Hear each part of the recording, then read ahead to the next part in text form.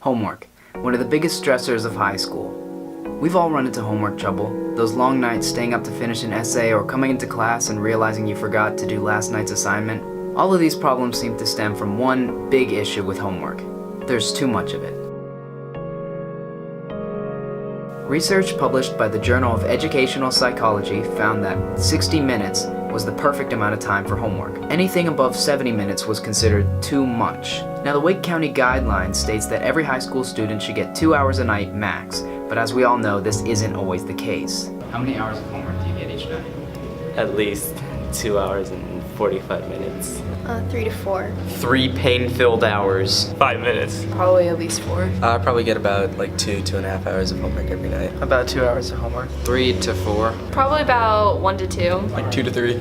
I put out a Twitter poll asking students how many hours a night does it take you to do your homework, and 45% of them answered that it took them 3 hours or more. Well, it's not only students. Some teachers admitted to giving more than 30 minutes a night of homework. About how much homework do you give each night, time-wise? The standard would be 30 minutes, but with it being an A-push class, obviously it's going to be a lot more. I'd say it's about 20. So if I were to lowball it, I would say 30 minutes. Time-wise, I'd say about no more than 30 minutes a night. I would say with AP students, it kind of goes in waves, and sometimes when it rains, it pours, and then sometimes it might be a drought for a week or two.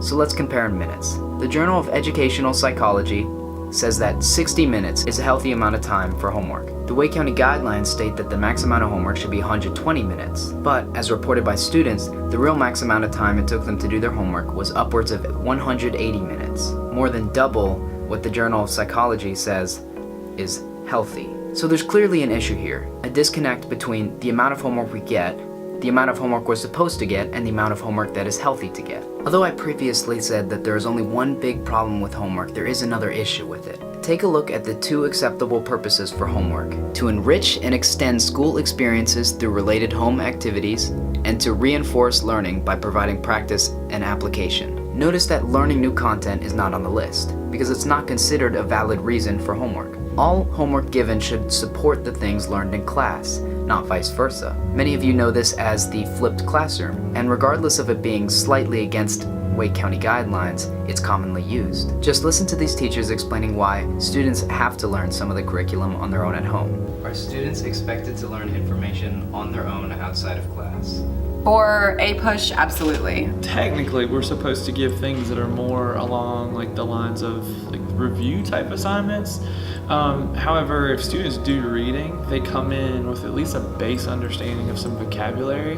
My AP students are expected to complete homework just because of the amount of material we need to cover in preparation for the AP exam. What I like to do is I like to do sort of pre-learning with homework. So I'll give my students an assignment that's sort of going to feed in to how we're going to talk about that information the next day. So who is to blame for the overworking of students? The logical answer is teachers. They assign the homework, they control how much they give us, so it's their fault, right? Well, it turns out it's a lot more complicated than that. Each teacher is given a lengthy curriculum that they must get through in the time period of 1 semester. A lot of times they don't have enough instructional days to get through the required content. So for teachers, there's 2 options. Either overassign homework to get through the curriculum, or never finish the curriculum and bring students into the final unprepared. Notice that both of these options go against the Wake County rules. One doesn't comply with the acceptable reasons for giving homework and the time bounds for homework, and the other could potentially get the teacher fired. So why does Wake County give us so much curriculum? Why can't they shorten the amount of information we need to know for each class? Well, keep a lookout for our following story where we dive more deeply into that question. This has been PCNN. I'm Aiden. Thanks for watching.